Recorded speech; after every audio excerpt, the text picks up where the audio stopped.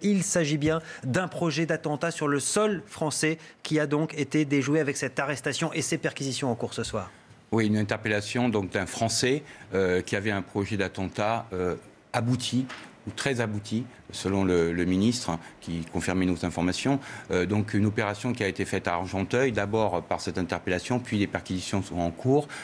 C'est sur commission, un rogatoire d'un juge antiterroriste, une information qui a été ouverte, selon nos informations, en janvier-février, et qui a conduit à une longue enquête, une enquête minutieuse, a dit le ministre, avec des moyens techniques, écoute, filature, évidemment, pour un projet d'attentat, donc en France, et selon nos informations, quelqu'un qui est très connu des services de renseignement, parce que le ministre ne le dit pas, mais selon nos informations, il a été condamné à l'étranger à une lourde peine pour terrorisme déjà. Et Bernard Cazeneuve disait, il est impliqué à un haut niveau dans ce projet d'attentat. On peut imaginer qu'il en était le commanditaire, ou en tout cas probablement un des principaux acteurs.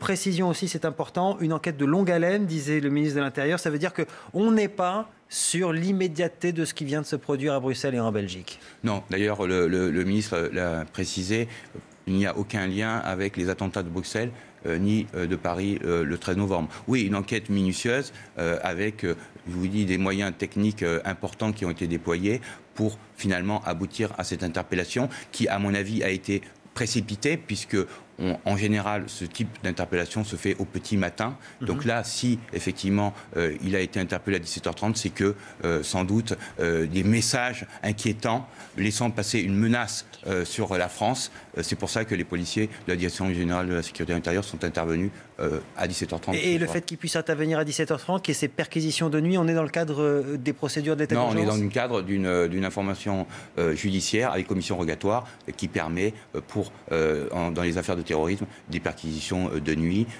Et là, la personne qui a été interpellée va être mise en garde à vue à la Direction générale de la sécurité intérieure, si ce n'est pas déjà fait, et pour au moins 96 heures.